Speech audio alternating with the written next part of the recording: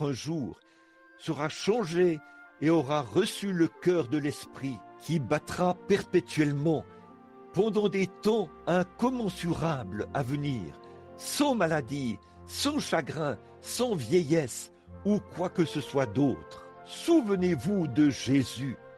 Quand le pot est vide à la maison et qu'il n'y a plus de farine, souvenez-vous de Jésus.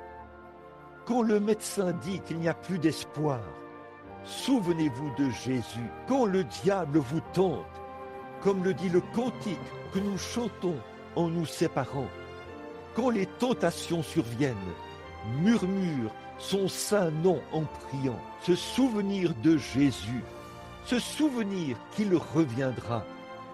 Ce même Jésus qui nous a été ôté reviendra de la même manière que nous l'avons vu aller au ciel. Souvenez-vous, il reviendra pour les siens. Prions. Et pendant que nous avons la tête inclinée et que ce petit message entrecoupé est encore dans votre cœur, aimeriez-vous qu'il se souvienne de vous maintenant? Si oui, levez la main et demandez quelque chose de spécial.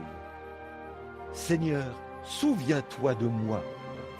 Comme l'a dit le poète, souviens-toi de moi quand mes larmes coulent. Notre Père très saint, nous avons grandement joui de la présence du Saint-Esprit, alors qu'il nous montrait la parole de vie et que nous nous remémorions la fosse d'où nous sommes sortis, cette fosse d'où nous avons maintenant été tirés et façonnés pour être des enfants de Dieu par la grâce de Jésus-Christ. Je me suis souvenu de lui quand un médecin m'a regardé en face et m'a dit « Il ne vous reste que quelques minutes à vivre ». Je me suis souvenu de Jésus. Je me suis souvenu de Jésus quand j'étais à l'autel implorant la miséricorde et que mon âme était accablée. Je me souviens du poids qui m'a quitté. Jésus a pris mon fardeau. Il y a quelques mois, alors que j'étais assis sur le banc et que je regardais dans le viseur du canon du fusil pour tirer sur une cible, Satan a dû se dire « Voilà ma chance maintenant ».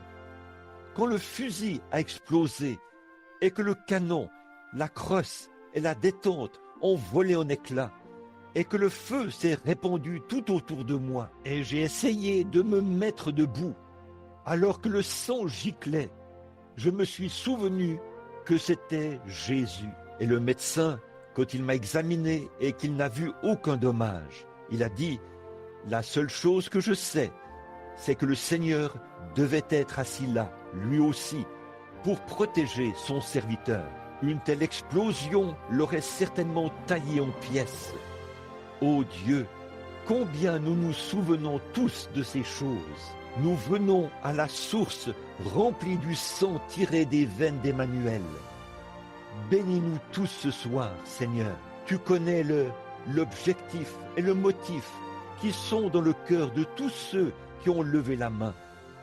Tu connais leurs désirs et leurs besoins. Et en tant que ton serviteur, Seigneur, je viens avec eux et nous quittons maintenant ce tabernacle par la foi et nous montons plus haut que les nuages, la lune, les étoiles et la blanche voie lactée.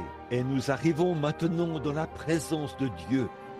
Et devant moi se trouve un autel d'or sur lequel est placé le sacrifice dont nous nous souvenons, Jésus, qui a dit « Demandez ce que vous voudrez au Père en mon nom, et je vous l'accorderai. » Que notre foi ne défaille pas, Seigneur, mais fais que nous nous souvenions que nous recevons ce que nous demandons si nous y croyons, alors que nous nous souvenons que Jésus est mort pour nous le procurer et nous en donner l'assurance. Seigneur, nous voyons que tu as grandi notre bâtiment. C'est toi qui as fait cela pour nous. C'est toi qui nous as accordé cet agrandissement de l'Église. Et nous savons, Seigneur, que c'est toi qui nous as donné cette Église dès le départ. Nous te prions de bénir ces efforts. Seigneur, nous prions pour notre pasteur, frère Neville, ton bon, fidèle et humble serviteur. Il est prêt à exercer son ministère à n'importe quel titre.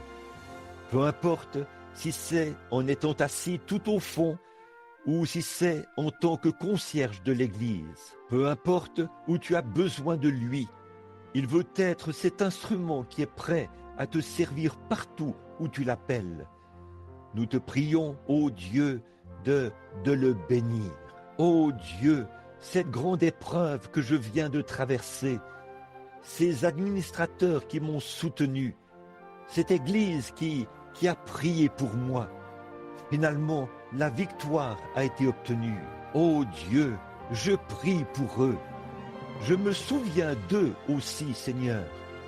Et je suis sûr que c'est pareil pour toi. Nous nous souvenons des bénédictions que tu as été pour nous.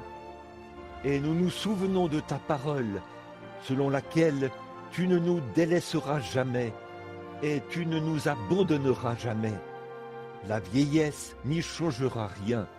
Tu continueras de te souvenir de nous quand le monde ne sera plus et que le temps se fondra dans l'éternité. Il est écrit quelque chose comme ceci: une mère oublierait-elle son nourrisson? Je ne vous oublierai jamais. Vous êtes gravés dans la paume de mes mains. Les clous qui ont gravé nos noms. Nous savons que tu te souviens de nous, Seigneur.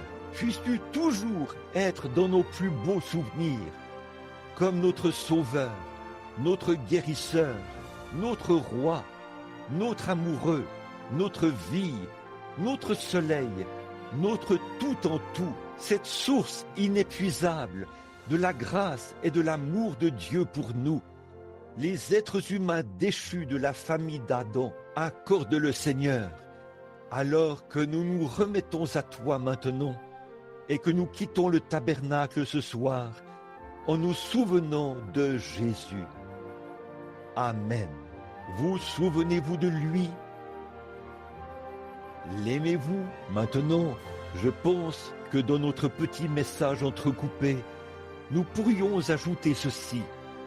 Paul a dit, quoi que nous fassions, nous le faisons par l'Esprit. En toute chose, nous devrions nous souvenir de lui. Ne prenons aucune décision tant que nous ne nous sommes pas souvenus de lui. Ne faisons rien, parce que ce serait irréfléchi. Si l'ennemi frappe un côté de la joue, avant de frapper à notre tour, souvenons-nous comment lui, il a réagi. Souvenons-nous de ses actes. S'il y a une décision à prendre, attendons. Souvenons-nous du genre de décision que nous croyons qu'il prendrait et que cela soit notre décision. Si nous voulons agir en hâte, souvenons-nous qu'il n'était jamais pressé. Voyez, si nous sommes trop empressés, souvenez-vous qu'il habite l'éternité. Le temps ne compte pas pour lui. C'est le motif et l'objectif de notre cœur qui compte.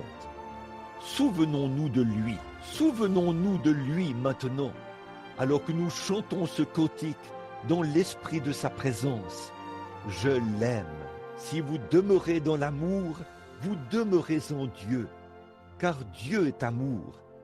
Ceux qui demeurent en Dieu demeurent dans l'amour. Voyez? Et l'amour n'a pas de haine. L'amour n'est pas jaloux. L'amour ne s'enfle point d'orgueil.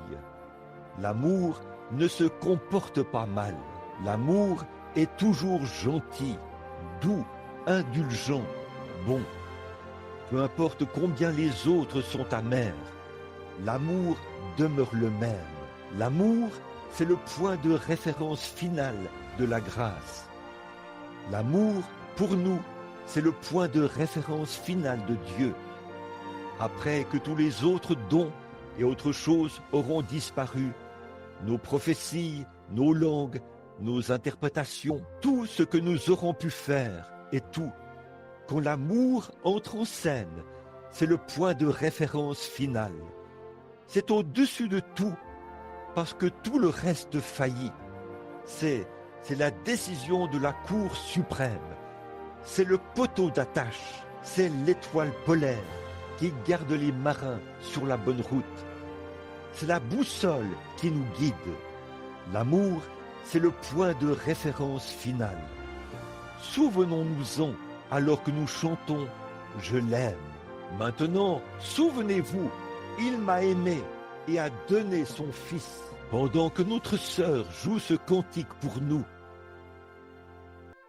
puissions-nous, dans la douceur de la communion fraternelle, alors que nous sommes assis ensemble dans les lieux célestes en Christ, ôtez tout à présent, toute chose de votre cœur.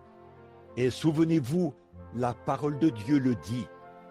Je suis son serviteur, il est ici. Serrons donc la main à quelqu'un et disons que Dieu vous bénisse, frère. Si vous avez un ennemi,